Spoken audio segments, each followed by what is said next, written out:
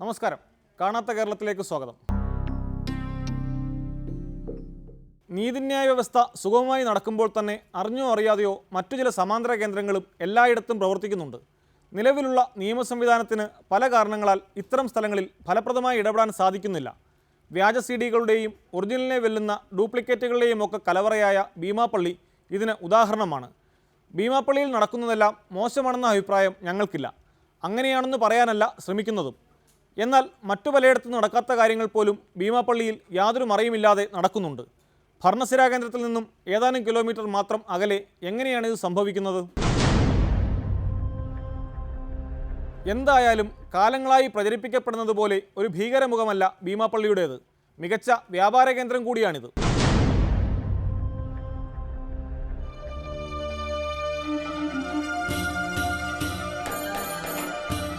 തിരുവനന്തപുരം നഗരത്തിൽ നിന്നും 8 കിലോമീറ്റർ തെക്കു പടിഞ്ഞാറ് പൂന്തുറയ്ക്കടുത്താണ് ചരിത്രപ്രസിദ്ധമായ ഭീമാപ്പള്ളി. പ്രശസ്ത ഇസ്ലാം തീർത്ഥാടന കേന്ദ്രമായ ഭീമാപ്പള്ളി മതസൗഹാർദ്ദത്തിന്റെയും മാനവികതയുടെയും പ്രതീകമാണ്. പള്ളിയുടെ പേരിൽ തന്നെയാണ് ഈ പ്രദേശം അറിയപ്പെടുന്നത്.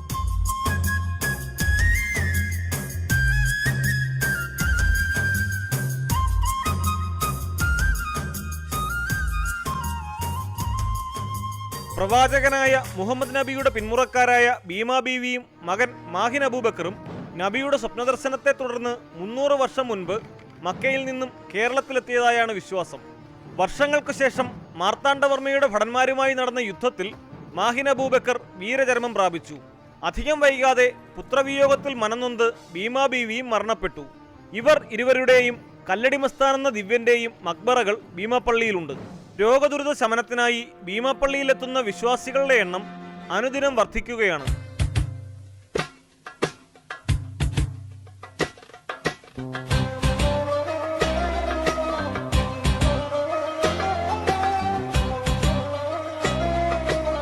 ഇൻഡോ പേർഷ്യൻ ശൈലിയിൽ നിർമ്മിച്ച മനോഹരമായ പള്ളിക്ക് അടുത്തുകൂടിയുള്ള റോഡിന്റെ 2 വശങ്ങളിലും വ്യാപാരശാലകളാണ്.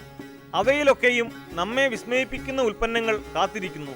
കലാപങ്ങളും പോലീസ് വെടിവയ്പുമൊക്കെയാണ് ഭീമാപ്പള്ളിയുടെയും പരിസര പ്രദേശങ്ങളുടെയും ചരിത്രത്തിലെ ഇരുളടഞ്ഞ അധ്യായങ്ങൾ. 2009 പോലീസ് വെടിവയ്പ്പിന് ശേഷം തുടങ്ങിയ എയ്ഡ് പോസ്റ്റ് ഇന്നും ഭീമാപ്പള്ളിക്കടുത്തുണ്ട്. സൗഹാർദ്ദപരമായല്ലാതെ പോലീസുകാർക്ക് അതിനപ്പുറത്തേക്ക് പ്രവേശനമില്ലെന്നു മാത്രം.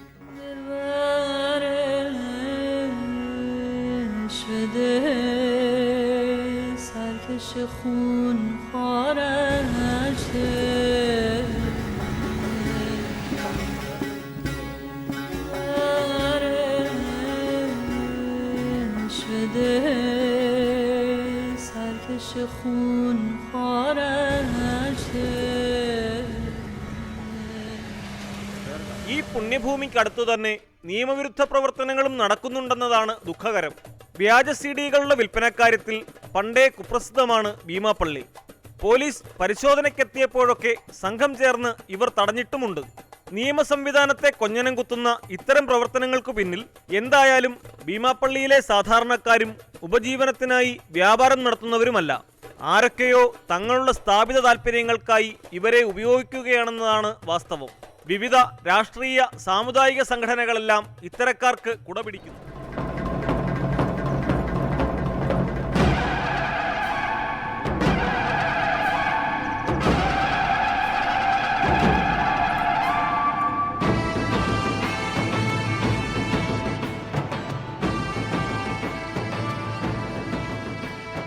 ബാല്യം മുതലേ ഭീമാപ്പള്ളിയുടെ വിപണന ശൃംഖലകൾ കണ്ടുവളരുന്ന കുട്ടികൾ പലരും വിദ്യാഭ്യാസം മുഴുമിക്കും മുൻപേ വിവിധ സംഘങ്ങളുടെ കണ്ണികളാകുന്നു. ഭീമാപ്പള്ളിക്ക് പുറത്തേക്കും ഇവരുടെ പ്രവർത്തനം നീളുന്നുണ്ട്. ഭീമാപ്പള്ളിയിലെ വ്യാപാരശാലകളുടെ മുൻപിൽ ഉപഭോക്താക്കളെ വിളിച്ചു കയറ്റുന്നത് മുതൽ നീലചിത്രങ്ങളുടെ വിൽപ്പനക്കാരായി വരെ കുട്ടികളും പ്രവർത്തിക്കുന്നു.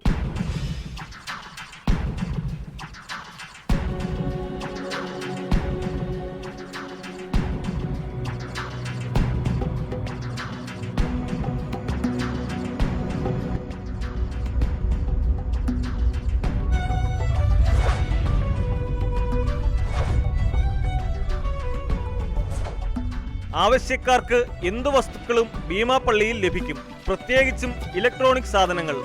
ലോകത്തെവിടെയും ഇറങ്ങുന്ന മൊബൈൽ ഫോൺ അടക്കമുള്ള വസ്തുക്കൾ അടുത്ത ദിവസം തന്നെ ഭീമാപ്പള്ളിയിലെത്തും. ഒപ്പം തന്നെ അവയുടെ വ്യാജന്മാരും. ഒറിജിനൽ വേണ്ടവർക്ക് അത്, അല്ലാത്തവർക്ക് അവർ ആവശ്യപ്പെടുന്നത്. എന്തായാലും ഇവരുടെ കച്ചവടത്തിൽ നേരും നെറിയുമുണ്ട്. സാധനം വ്യാജനാണെങ്കിൽ അത് തുറന്നു പറഞ്ഞു തന്നെയാണ് വിൽപ്പന.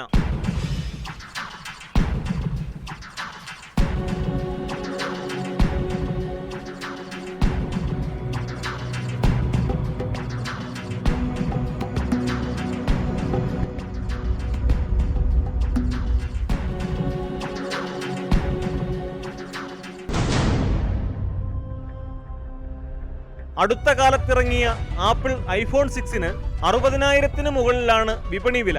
ഭീമാപ്പള്ളിയിൽ ഈ മോഡൽ ആവശ്യപ്പെട്ട ഞങ്ങൾക്ക് മുന്നിൽ ഉടൻ തന്നെ സാധനമെത്തി. സംഗതി കൊറിയൻ നിർമ്മിതിയാണ്. വില 14,500 രൂപ. വിൽപ്പനക്കാർ 1 വർഷം വാറണ്ടിയും തരും.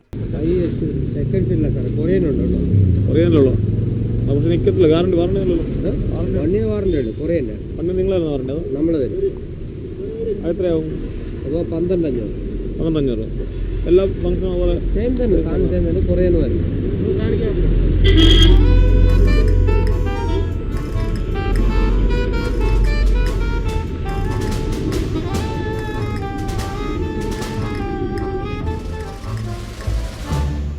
ഉണ്ട് 6 ഉണ്ട് 6 ഉണ്ട്.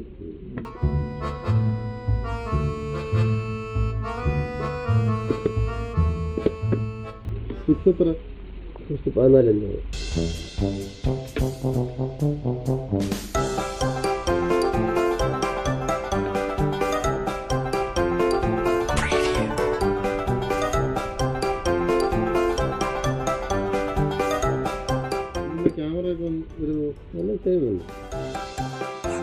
മറ്റൊരിടത്ത് ഇതേ ഫോണിന് 1000 രൂപ കുറവാണ് ചോദിച്ചത്. ഐഫോണിന്റെ മറ്റു മോഡലുകളടക്കം പ്രമുഖ കമ്പനികളുടെയെല്ലാം മൊബൈൽ ഫോണുകളും സെക്കൻഡ് ഹാൻഡുകളും വ്യാജന്മാരും ഇവിടെ ലഭിക്കും.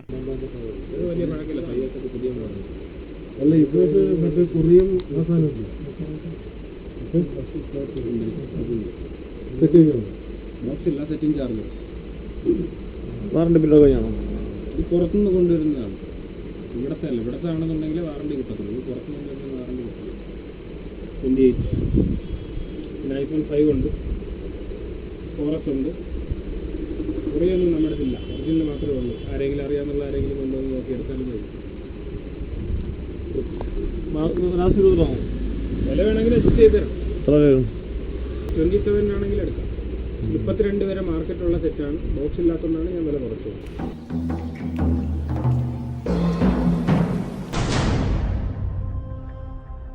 പുതിയ സിനിമകൾ ഇറങ്ങുമ്പോൾ തന്നെ അവയുടെ CD-കളും ഭീമാപ്പള്ളിയിലെത്തും. നീലചിത്ര CD-കളുടെ വൻ ശേഖരവും ഇവിടെയുണ്ട്.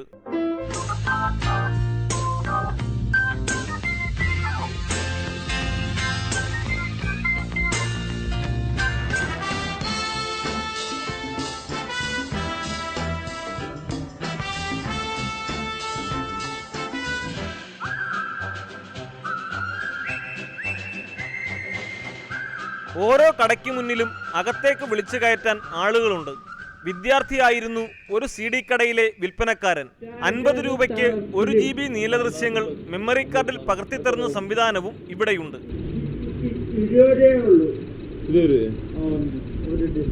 ഇംഗ്ലീഷ് മലയാളവും മലയാളമല്ല, ഇംഗ്ലീഷ്. അല്ലെങ്കിൽ മെമ്മറി കാർഡ് തന്നെ മതി, അതിൽ ചെയ്ത് തരാം.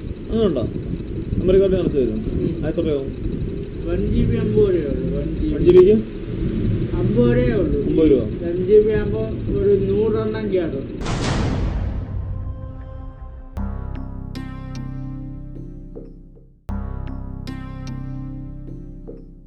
ഞങ്ങളുടെ ഒളിക്യാമറകളെ വെല്ലുന്ന ക്യാമറകളും ഭീമാപ്പള്ളിയിൽ കണ്ടു. എന്തുണ്ട് എന്നതിനേക്കാൾ എന്തില്ല എന്ന് കണ്ടുപിടിക്കുകയാണ് ഇവിടെ ശ്രമകരമായ ജോലി. ആധുനിക രീതിയിലുള്ള ഒളിക്യാമറകൾ മുതൽ വൈബ്രേറ്റർ പോലെയുള്ള ലൈംഗിക ഉപകരണങ്ങൾ വരെ ഭീമാപ്പള്ളിയിൽ കണ്ടു. ഒളിക്യാമറകൾക്ക് നല്ല ചെലവുണ്ടെന്ന് കച്ചവടക്കാരനായ യുവാവ് സാക്ഷ്യപ്പെടുത്തുന്നു. Kitchen camera.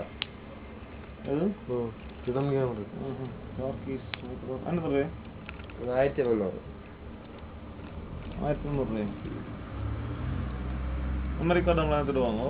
മെമ്മറി കാർഡ് അതിൻ്റെ അകത്ത് ഇതിൻ്റെ കൂടെ ഉണ്ടോ? ഇല്ല, നമ്മൾ ഇടുന്നു. ഇത് വേറെ വേറെ ഇങ്ങനെ കിച്ചണല്ലോ. Button camera, pen camera.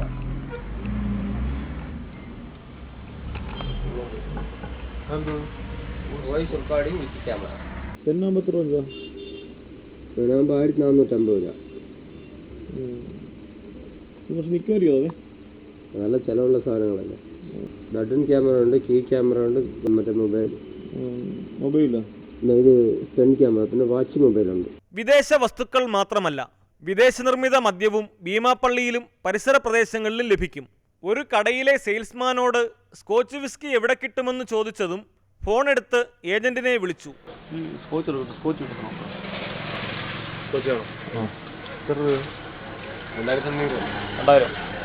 ഏതായിരിക്കും? ബ്ലാക്ക് ലേബൽ എന്തോ കിട്ടും? ബ്ലാക്ക് ലേബലോ ബ്ലാക്ക് ലേബലോ അങ്ങനെയുള്ള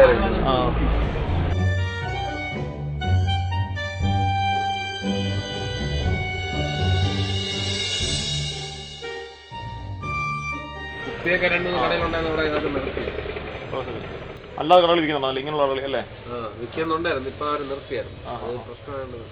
അല്പസമയം കഴിഞ്ഞപ്പോൾ ഏജന്റ് എത്തി. തൊട്ടടുത്തുള്ള ഇടവഴിയിലെ പണി നടക്കുന്ന കടമുറിക്ക് മുന്നിൽ ഞങ്ങളെ നിർത്തിയ ശേഷം ഏജന്റ് എവിടേക്കോ പോയി. ബ്ലാക്ക് ലേബൽ എത്ര ആവും?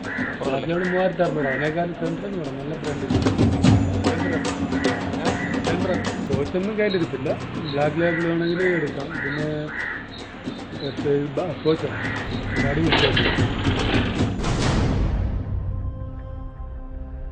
10 മിനിറ്റിനകം 2 തരം വിദേശ മദ്യവുമായി അയാൾ മടങ്ങിയെത്തി.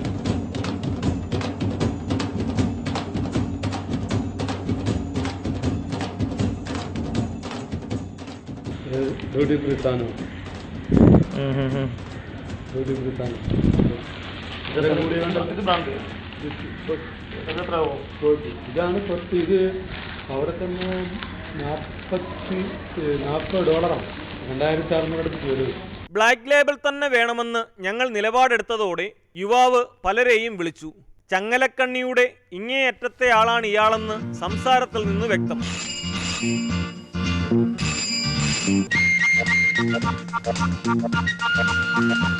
ബ്ലാക്ക് ആണ് ഇപ്പൊ എടുത്തേട്ടാ 3600 രൂപ എടുത്തേക്ക്. ബ്ലാക്ക് എടുത്തേണോ? ബ്ലാക്ക് ഇപ്പൊ 3600 രൂപ.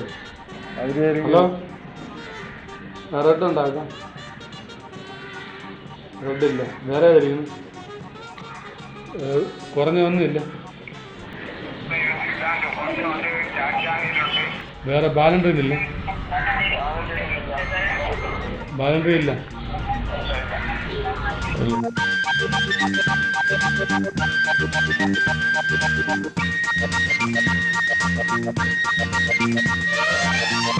$3600 വിലയായിരുന്നു.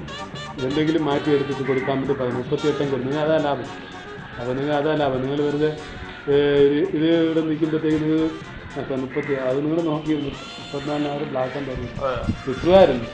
2 മാസം മുന്നേ ഉണ്ടായിരുന്നു ശിവാസിലേക്ക് ബ്ലാക്ക് ലേബൽ. കാരണം പറയുന്നത് പ്രശ്നം പറയാം, അതിനകത്തുനിന്ന് എടുക്കുക സാധനം 2100 രൂപ ഉള്ളു എയർപോർട്ടിനകത്ത്. ഈ ട്രോളി കൊണ്ട് ഈ പറഞ്ഞു അവർ തള്ളുന്നവരെ പിടിച്ചാലെ പണി പോകും. 500 രൂപ 600 രൂപ കിട്ടാണ്ട് അവരെടുത്ത് ഹെൽപ്പ് ചെയ്യില്ല. മനസ്സിലാക്കണം. അപ്പത്തിന് 36 രൂപ വിലയായി. പിന്നെ അവരെങ്ങനെ തരുമെന്നാണ് ഞാൻ ചോദിക്കുന്നത്. അവരാണിപ്പോൾ വിളിച്ച് ഞാൻ പറഞ്ഞു, ഇപ്പം പറഞ്ഞു 200 രൂപ എനിക്ക് വേണം, 36 വിലയാണ് നോക്കിയത്. ഞാൻ പറഞ്ഞു 41 പറയാൻ പറയുന്നു. അതാണ് ഞാൻ അത്ര വിലയ്ക്ക് എടുക്കുന്നുണ്ട്. ഞാൻ പറഞ്ഞു അത്ര വിലയ്ക്ക് എടുക്കില്ല, 4500 രൂപ പറ. ഞാൻ അത്ര വില കുറവ്, നിങ്ങൾക്ക് എടുക്കുമ്പോൾ നിങ്ങൾ വില പറ. 36 എൻ്റെ വില 200 രൂപ കിട്ടുകയാണെങ്കിൽ തരാം. നിങ്ങൾ അത് നഷ്ടമാണ്. കാരണം എന്ന് പറയുമ്പോഴത്തേക്ക് നിങ്ങൾ അത് കിട്ടുന്നെന്ന് പറഞ്ഞുകൊണ്ട് ഞാൻ പിന്നെ ഒന്നും പറഞ്ഞു. എനിക്ക് പിടിക്കണമെങ്കിൽ ഇപ്പം അവൾ ആൾ വെയിറ്റ് ചെയ്യണം. നിൽക്കുകയാണെങ്കിൽ ഇപ്പം എടുത്തോണ്ടാണ് 5 മിനിറ്റ്. അവർക്ക് കാര്യം 3700 വരും. 3600 അവരെ വില 100 രൂപ ഞാൻ മാറ്റി കൊടുക്കാം. അവർ വാങ്ങിക്കും. അവർ വിളിക്കാം ശരിക്കും. ആ പറയാം. ഇല്ലല്ല, അവർക്ക് വില വില വില വില വില മുതലാകുന്ന. എങ്ങനെയും മദ്യം വാങ്ങിപ്പിക്കാൻ അയാൾ ശ്രമിച്ചെങ്കിലും മറ്റൊരാൾ കുറച്ചുകൂടി വിലക്കുറവിൽ തരാമെന്ന് പറഞ്ഞ കാര്യം ഓർമ്മിപ്പിച്ച് ഞങ്ങൾ ഒഴിയാൻ ശ്രമിച്ചു. മധുരയിൽ നിന്നും മറ്റും വരുന്ന വ്യാജ സ്കോച്ച് ആയിരിക്കുമതെന്ന ഞെട്ടിക്കുന്ന മറുപടിയാണ് ഉടൻ ലഭിച്ചത്. വേണമെങ്കിൽ അവർ മധുരനൊക്കെ ഡ്യൂപ്ലിക്കേറ്റ് സാധനം വേണമെങ്കിൽ അവർ തരും. 2000 രൂപ ആവശ്യം നമ്മൾ ചെയ്യും.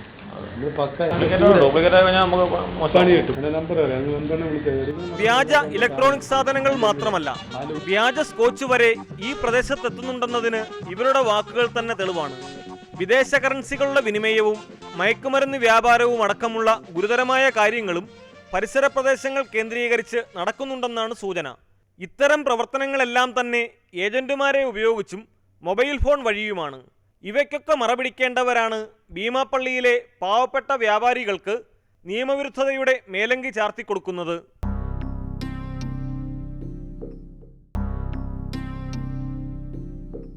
തിരുവനന്തപുരം വിമാനത്താവളത്തിന്റെ പരിസര പ്രദേശങ്ങളിൽ അനധികൃതമായി വിദേശമദ്യം വിൽപ്പന നടത്തുന്നുണ്ടെന്ന വിവരം സംബന്ധിച്ചായിരുന്നു ഞങ്ങളുടെ അടുത്ത അന്വേഷണം.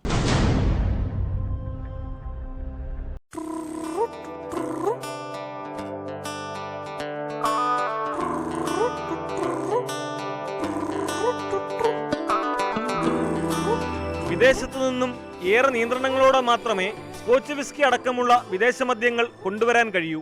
വിമാനത്താവളങ്ങളിലെ ഡ്യൂട്ടി ഫ്രീ ഷോപ്പിലും മദ്യം ലഭിക്കുമെങ്കിലും പരമാവധി 2 ലിറ്റർ മാത്രമേ പുറത്തേക്ക് കൊണ്ടുവരാൻ കഴിയൂ. പുറമേ നിന്നുള്ളവർക്ക് അകത്തു കയറി മദ്യം വാങ്ങാൻ അനുവാദമില്ല. കാര്യങ്ങൾ ഇങ്ങനെയാണെന്നിരിക്കെ നാട്ടിലെങ്ങും യഥേഷ്ടം സ്കോച്ച് വിസ്കി ലഭിക്കുന്നത് സംബന്ധിച്ച് നടത്തിയ അന്വേഷണമാണ് ഞങ്ങളെ തിരുവനന്തപുരം വിമാനത്താവളത്തിലെത്തിച്ചത്.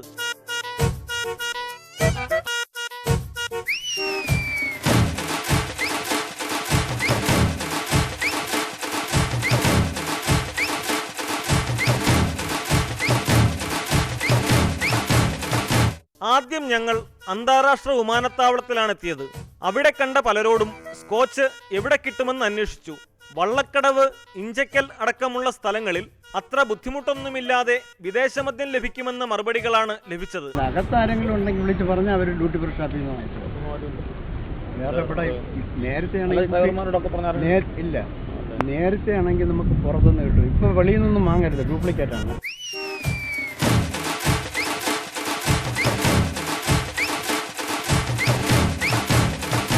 വിമാനത്താവളത്തിലെ ചില ജീവനക്കാരോട് ചോദിച്ചപ്പോൾ കുറച്ചുകൂടി താല്പര്യപൂർവ്വമായിരുന്നു മറുപടി.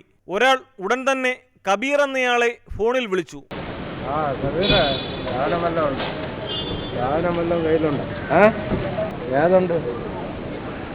ബിഹേവ് ഉണ്ട്, ബ്ലാക്ക് ലേബലോ. ബിഹേവ് ഗ്രാൻഡ്സും അല്ലേ? വോഡ്കയാ?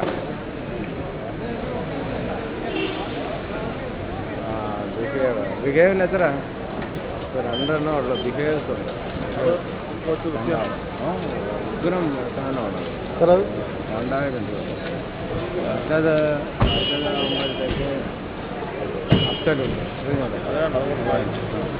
ഞങ്ങൾക്ക് ആവശ്യമുള്ള ബ്രാൻഡില്ല. ഡൊമസ്റ്റിക് വിമാനത്താവളത്തിന്റെ ഒരു കവാടത്തിനടുത്ത് കട നടത്തുന്ന സുരേഷ് എന്നയാളെ കണ്ടാലും കാര്യം നടക്കും. അപരിചിതരാണെങ്കിൽ കിട്ടില്ല. എയർപോർട്ടിൽ കട നടത്തിയിരുന്നയാളുടെ പേര് പറഞ്ഞു തന്ന ജീവനക്കാരൻ അയാൾ പറഞ്ഞു വിട്ടതാണെന്ന് പറയാനും പറഞ്ഞു. അവിടെ ഒരു മെഡിക്കൽ സ്റ്റോറിൻ്റെ അപ്പുറത്തെ കട തന്നെ. ഡൊമസ്റ്റിക് അപ്പുറത്തെ സൈഡ് ഇപ്പം അടച്ച പൂട്ടി ഇതുണ്ടല്ലോ, അതിൻ്റെ അപ്പുറത്തൊരു കടയാണ്. അങ്ങനെയുള്ള സുരേഷ് എന്ന് പറയും. അല്പം പാടുപെട്ട് സുരേഷിന്റെ കട കണ്ടുപിടിച്ചെങ്കിലും അയാൾ അവിടെ ഇല്ലായിരുന്നു. അടുത്ത ദിവസം ഞങ്ങൾ വീണ്ടുമെത്തി.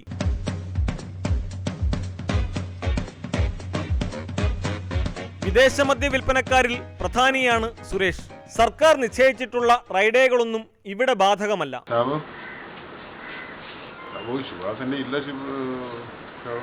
കവറില്ലാത്ത 1-2 ഉണ്ടെന്ന് തോന്നണം. ഞാൻ ചോദിച്ചിട്ട് പറയട്ടോ. ഇപ്പൊ നോക്കിയിട്ട് ഇപ്പൊ തിരിച്ചു വിളിക്കാവേ. ഉണ്ടോ നോക്കിയിട്ട് ഇപ്പൊ വിളിക്കാം. ഹലോ, ആരുമായി ശിവാസ് ഇരിപ്പുണ്ടോ? എങ്ങനെ അത്? ഇല്ല. ബ്ലാക്ക് വല്ല ബാലൻസ് ഉണ്ടോ? ഇല്ലല്ലേ. എല്ലാം പോയല്ലേ. എന്തോ നമ്മുടെ ആ ഐറ്റം ഒന്നുമില്ലല്ലോ. എല്ലാം തീർന്നല്ലേ. നാളെ നടക്കും. എന്നറിയോ, മൂന്നെല്ലാം ഒരുമിച്ച് പോയി. ഒന്ന് ജ്യൂസ് വയ്ക്കാൻ മടിച്ച് ഒരുമിച്ച് കച്ചവടക്കാരൻ. ഇയാൾക്കു പിന്നിലും മറ്റു വമ്പന്മാരുണ്ടെന്ന് സംസാരത്തിൽ നിന്ന് തന്നെ വ്യക്തമാകും.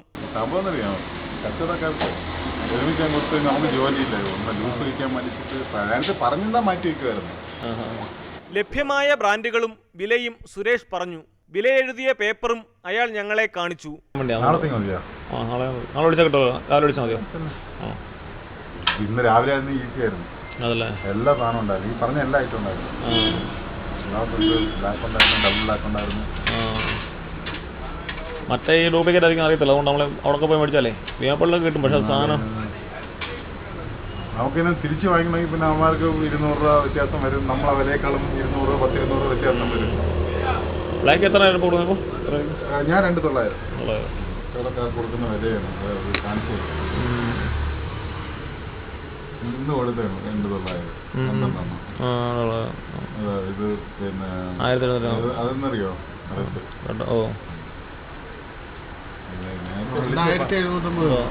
നമ്മുടെ വില അത്രയേ ഉള്ളൂ. ഞാൻ 1,800, പ്രൈവറ്റ് പാർട്ടിയിൽ നിന്ന് 1,800 വാങ്ങിക്കും. കച്ചവടക്കാരല്ലേ, അവർക്ക് ആകുമ്പോൾ ഓരോ കുറച്ച്. അടുത്ത ദിവസം വന്നാൽ ബ്ലാക്ക് ലേബൽ തന്നെ ലഭിക്കും. വിളിച്ചിട്ട് വരാമെന്ന് പറഞ്ഞ് ഫോൺ നമ്പരും വാങ്ങി ഞങ്ങൾ മടങ്ങി. ഓർഡിനറി വേണമെങ്കിൽ തരാം. ഒരു ബിഹൈവോ ബാഡ്നെട്ടോ അങ്ങനെയൊക്കെ ആണെങ്കിൽ തരാം. കൊടുക്കാൻ വേണ്ടി ഗിഫ്റ്റ് കൊടുക്കാനാണെങ്കിൽ പിന്നെ പറ്റത്തില്ല. ബിഹൈവ് 1,800 രൂപ. ഞാൻ ഒരു വേല നാളെ എടുത്തു തരാം. നാളെ എടുത്തു തരാം. അതല്ലെങ്കിൽ നാളെ സൺഡേ ആയാലും ഒരു കുഴപ്പമില്ല. നാളെ മസ്റ്റായിട്ട് സാധനം ഉണ്ട്. സംസ്ഥാനത്തെ എല്ലാ എയർപോർട്ടുകൾ കേന്ദ്രീകരിച്ചും വിദേശമദ്യം കടത്തുന്ന വൻ സംഘങ്ങൾ തന്നെ പ്രവർത്തിക്കുന്നുണ്ട്. വഴങ്ങുന്ന കസ്റ്റംസ് ഉദ്യോഗസ്ഥർ ഡ്യൂട്ടിയിലുള്ള ദിവസങ്ങളിൽ മദ്യം കൊണ്ടുവരാനായി മാത്രം വിദേശത്തേക്ക് പറക്കുന്നവരുമുണ്ടത്രേ. തലസ്ഥാനത്തെ പ്രമുഖരുടെ രാത്രി വിരുന്നുകൾക്ക് ലഹരി പകരാൻ ഇവരുടെ സഹായം വേണമെന്നതിനാൽ ആരും ഈ സംഘങ്ങൾക്കെതിരെ ചെറുവിരൽ പോലും അനക്കാറില്ല.